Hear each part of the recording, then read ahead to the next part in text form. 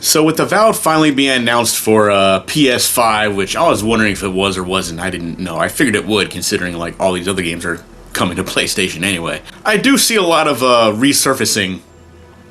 resurfacing or talking about the game a year later, how they feel about it and stuff like that, what they thought, and that seemed like a fun thing. I want to throw in my 2 cents of that.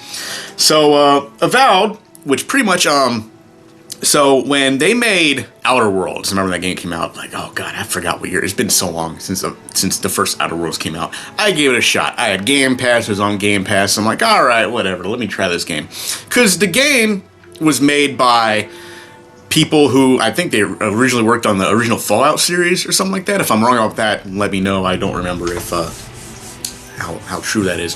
But I remember it was like the original devs of the Fallout series were out there making this game, Outer Worlds. So I played Outer Worlds, and while I thought it was a decent game, I couldn't get into it.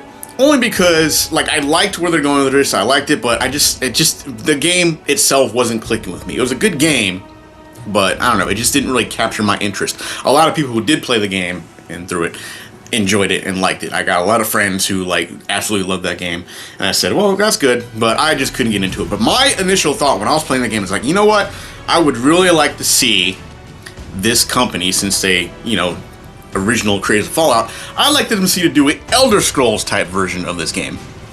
And not too long later, my wish was actually granted. They announced Avowed. It was the same company that made Outer Worlds. Now they're gonna do Avowed, and I saw early footage of it. They showed early footage. I'm like, you know what? This game looks kind of fun. I think it was an Xbox showcase. Yes. Oh, it felt like 10 years ago. Maybe it was 10 years ago. I don't know. It was a long time ago when they initially announced that game and showed some footage, and then they went quiet for years. And then eventually the game had an announced date, and then they changed it to a few months later. Their excuse was, well, we're just going to give people enough time to finish their backlogs. I'm like, first of all, mind your own business. But anyway, the game finally comes out. It's on Game Pass, and I'm like, I was looking forward to this game. It's one of the games I've been really looking forward to for a long time. I was definitely hyped for this game and couldn't wait to play it. So I get it. I play the game, and you know what? I enjoyed it. I loved this game. I thought it was great. Did it have a lot of the stuff that Elder Scrolls has? It didn't. It was more of a very lighter version of Elder Scrolls. A bit more linearism to it. The world wasn't as expansive, but you know what?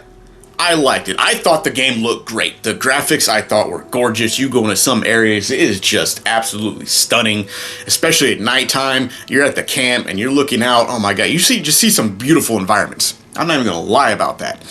I did like the characters. Like, the companions you get throughout the game are actually pretty fun to talk to. I do wish you could have more than 2 at a time. I think you only have like 2 at a time, stuff like that. The party's not that big. Like, you only really pick up like, I want to say like 4 other characters throughout the whole game. But outside of that, you use 2 at a time. You can swap them out anytime at the camps. I thought it was a really good game. I loved it. I liked the fighting, like all that. I thought it was great. I liked it. Did it have some issues? Yeah, it did. I mean, honestly, I felt like the characters were a little stiff, especially when you're moving around, and and the weapons, like, you don't really need, like, I'm sure there were like a lot of weapons, but to me, I just felt like I needed the 2 weapons, and that was it. I had the sword and shield combination, and then the giant sword. And that was it. All I did was upgrade all the weapons and armor I had, which is really easy to do, by the way. It's actually very easy, and I'm glad about this. I'm glad that there's easy ways to upgrade your stuff. You can pick, like, your favorite things and just upgrade it throughout the whole game. I thought that was great, actually, and they made it really easy. You just had to have a right number. Like, some of these games, you try to like build these things, and they make it, there's the weirdest requirements to get, like, to make the stuff more powerful. This game, you just need a couple of pieces of metal and some tree bark, and you could upgrade just about any weapon you had, or armor, or whatever. It was really an easy way to do it. You can do it at camp. They didn't make a big deal out of it. I'm sure there was some super rare material that maybe I just didn't find. We could really crank up the weaponry, but overall, I thought it was pretty good. I mean, I pretty much got the flame sword early on in the game, and that was my weapon for the rest of the game, because I'm just flying around with a flame sword. The only time I didn't use it is when I was fighting against fire enemies, and then I had to use something else. But you can, all these different moves you can do, you can pick up grenades. The game has guns. You can be a gunslinger in this game. I thought that was pretty good. Definitely a lot more, better ways to, a lot of fun mechanics. And the characters were great, the world was great, all that.